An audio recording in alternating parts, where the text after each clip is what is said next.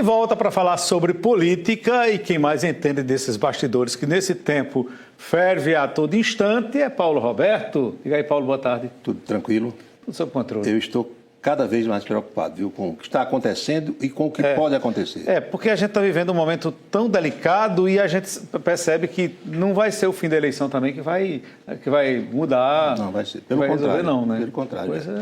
Olha, o clima é tenso, o clima é complicado e saiu uma decisão do Tribunal Superior Eleitoral tirando do candidato Jair Bolsonaro cerca de 175 inserções, aquelas inserções que saem na televisão na última semana, na reta final da campanha.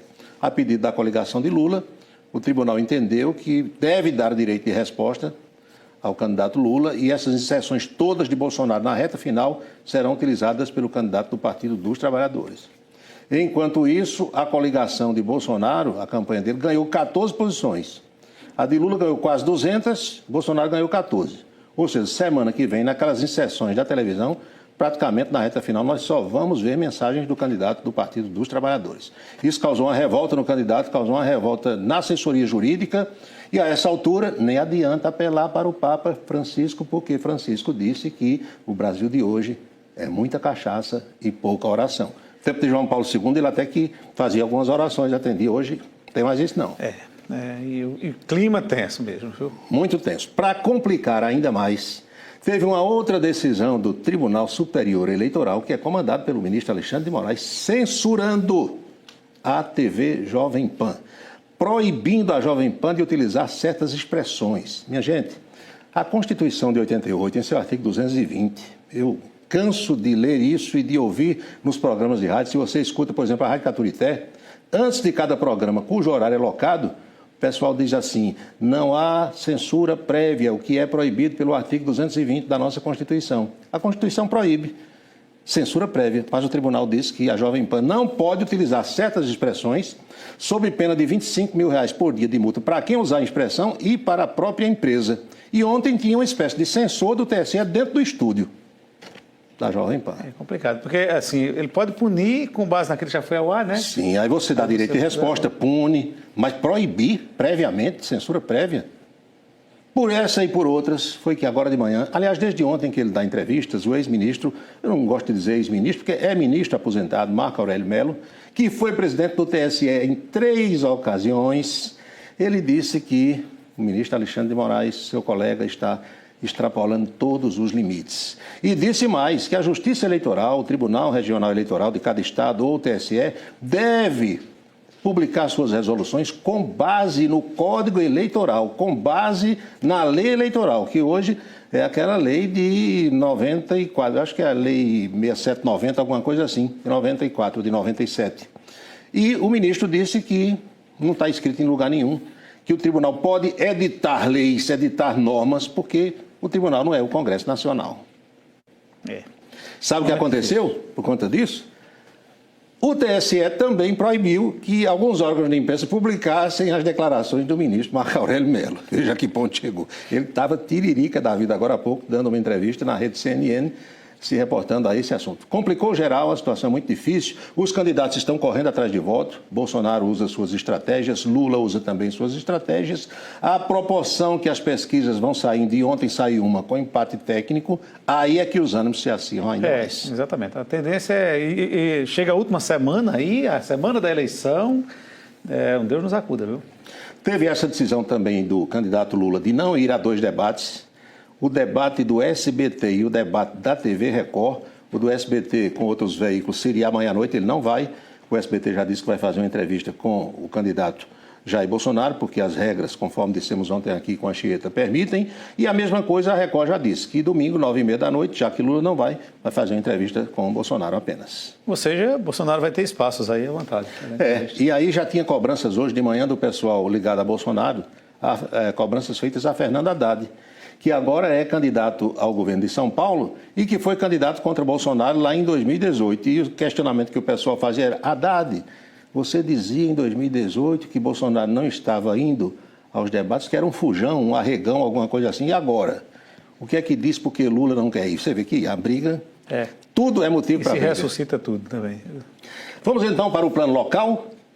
Pedro Cunha Lima de um lado, João Azevedo de outro, anunciando apoios, anunciando adesões de lideranças, de prefeitos, de deputados que foram eleitos ou que não foram, e atraindo lideranças, buscando com as suas falas, com as suas exposições no guia eleitoral, atrair votos principalmente daquelas pessoas que não foram votar no dia 2, ou seja, no primeiro turno. Ontem, João Azevedo estava dando entrevistas, hoje é Pedro Cunha Lima, e cada um vai utilizando suas estratégias. Agora, é bom dizer também que aqui, no plano local, o clima tem esquentado, porque os ataques começaram a acontecer com muito mais frequência, inclusive no guia eleitoral. Já hoje eu escutei o guia do Pedro, tome paulada em João Azevedo. Parece que agora o Pedro partiu para o ataque. Aquela questão saíram nas pesquisas e você vê que o parte... Hoje tem mais uma, né? O parte para o ataque... o tudo ou nada, né? É o tudo ou nada. Exatamente. Quando você vai chegando na reta final do jogo, né, fase da prorrogação, aí já viu como é que é. Aliás, teve a Copa do Brasil ontem, decidida, Flamengo e Corinthians, deu Flamengo. À tarde, Bolsonaro apareceu vestido com a camisa do Flamengo. Ele torce pelo Flamengo, tem esse direito. E Lula estava com a camisa do Corinthians, então deu Bolsonaro. Até porque o jogador que fez o gol estava com a camisa 22. Vejam que politizam tudo, né? Tava lá o Rodinei. Hoje foi a coisa que eu mais vi. Pronto, veio, está nas redes sociais aí, camisa 22. Aí agora vai ter a decisão da outra Copa do Brasil, que é dia 30 na urna.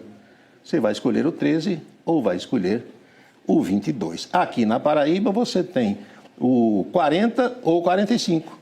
Veste a camisa que quiser, democraticamente falando.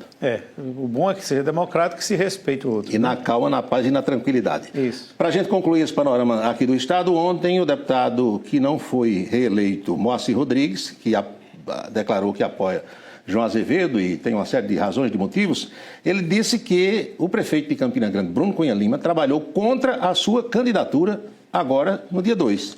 Porque Bruno tinha um outro candidato. E é normal, não é? É legítimo, cada um tem o seu candidato. Mas ele disse que ficou chateado porque Bruno estava pedindo voto para Tovar e tirando votos dele. Ele deu essa aloprada e foi agora para João Azevedo. E Bruno Cunha Lima, perguntado pelos colegas de imprensa o que é que achava disso, Bruno disse, olha, a vida é feita de escolhas. Cada um escolhe para onde deve ir, democraticamente. Ele resolveu ir para João Azevedo, que já havia dado sinais sobre essa situação. Mas isso tudo respinga também daqui a 2 anos. 2 anos, pode esperar. Aliás, talvez até um pouco mais cedo, né? Começa. E a boca maldita de hoje, calçadão da Cardoso Vieira, as apostas eram em cima disso. Pergunta a Anchieta Araújo, já que ele gosta de ler muito a Constituição, essas coisas todas. Por que é que o que a Constituição proíbe ou permite e estão fazendo exatamente o contrário agora? Olha, é difícil. Dentro da democracia e às vezes quem não respeita é quem mais diz que tem que respeitar, né? Sim, quem deveria dar o exemplo. Isso é bastante complicado, Eu prefiro não entrar muito nos méritos, porque, ao contrário do que você falou, você é quem lê mesmo, porque além de jornalista, é advogado. Você vai mais para a Bíblia. Eu entro mais um pouquinho. Mas eu não quero discutir também, Deus me livre. A verdade, Anchieta, é que aqui não cabe a mim nem a você dizer quem deve fazer e nem como deve fazer. Agora, cá para nós, bem baixinho, sem que ninguém nos ouça e nem nos veja. Que o Brasil precisa de um freio de arrumação, precisa. Alguma coisa tem que ser feita. Eu não sei como, nem quando, nem por quem, se é por homem, se é por mulher, mas do jeito que está, não pode continuar, não. E assim, é tudo muito preocupante, né? É tudo muito preocupante. A gente fica tenso porque a gente não quer que o país, de repente... Você não quer que se retire liberdades, nem que se imponha regime de força, nada disso. Que se respeite as leis, que se respeite as normas, para que todo mundo possa viver em paz. E a gente tem um medo de virar uma praça de guerra também. Exatamente. A propósito, só para a gente fechar mesmo, tivemos a notícia agora de manhã, a nova primeira-ministra da Inglaterra, Liz Truss, 44 dias já entregou o cargo. Quer dizer, o país caiu numa inflação galopante, não tem estabilidade, a moeda desvalorizando, está o caos, e faltando combustível, tudo o que a gente não quer aqui para o Brasil. Exatamente. É isso. Preocupante. Tá bom, amigo. Até amanhã, então, até né? Amanhã, amanhã, sexta-feira, fechando a semana. Vamos. Muito bem. Chegou a hora, então, de acompanhar a Juvida.